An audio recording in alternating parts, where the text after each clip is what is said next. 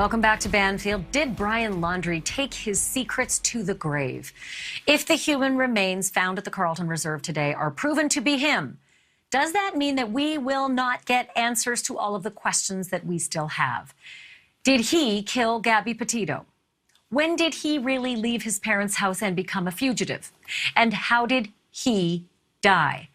Fortunately, I'm joined by someone who knows better than anyone how to get answers from the dead, and it is Joseph Scott Morgan. He's a certified death investigator, a distinguished scholar of applied forensics at Jacksonville State University. He's also the host of the podcast Body Bags. Joe, I thought of you right away when I heard that remains were found, but then when I heard underwater, and maybe for a very long time, I knew you'd have some answers and some perspective on this. Fill me in. Hey, look, if these remains are underwater, that's actually kind of a mixed blessing. And I'll tell you why. Because the remains essentially can actually be protected to a certain degree, as opposed to having been on top of the ground where scavengers could have gotten to them. The fact that they're in a contained area, perhaps partially buried in mud, that's significant, Ash.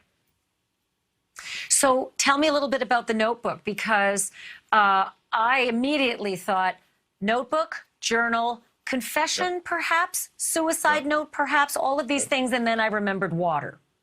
Yeah, and that's going to be a task for the question document section at the crime lab with the FBI, and they've got a top-notch, probably the best one in the world. And if anybody can make sense out of what's in that notebook, if it's been compromised by water, they're the ones that are going to be able to fill in those pieces, Ash.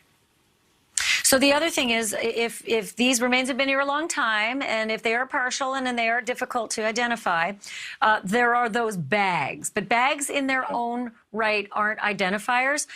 And to that end, they would have to open the bags and see what's inside. So, Joe, if you open up the bags, the backpack, the dry bag, is it entirely possible, in the irony of all of this, that the Laundrie family may have learned that this was perhaps the remains of their son by clothing, just like Gabby Petito's family learned it?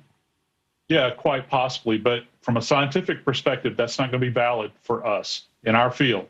That's merely a starting point. You have to get scientific validation. Keep in mind, Ash, more than likely, these remains we're talking about are severely decomposed. So you're going to have to go with dental, DNA. The clothing, any kind of identifier, is just merely the beginning.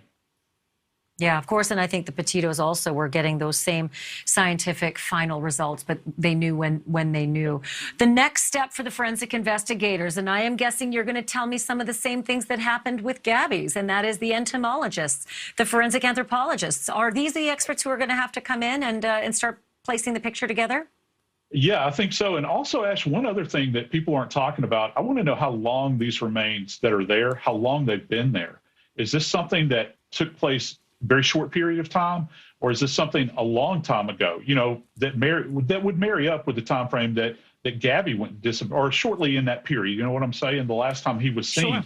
So that's a big question. And also, I'm interested in the water table, the hydrology behind this. I actually met a guy one time who's a forensic meteorologist.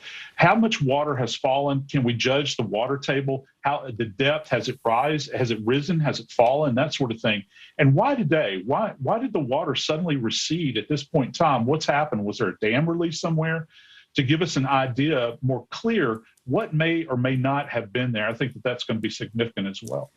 I think that weather over the last couple of days and weeks has allowed the water to recede. I've only got 10 seconds, but I do have this question. If the remains are in really bad shape, Joe, is it possible to determine that this could have been a suicide? If it were a suicide, would we be able to tell, or might that always be a mystery? I think it might be a mystery unless it is a gunfire-related suicide, self-inflicted, to a solid area like the skull. Soft tissue is going to be greatly compromised in this case. Hard to rule out hanging, and certainly toxicology is going to be very difficult.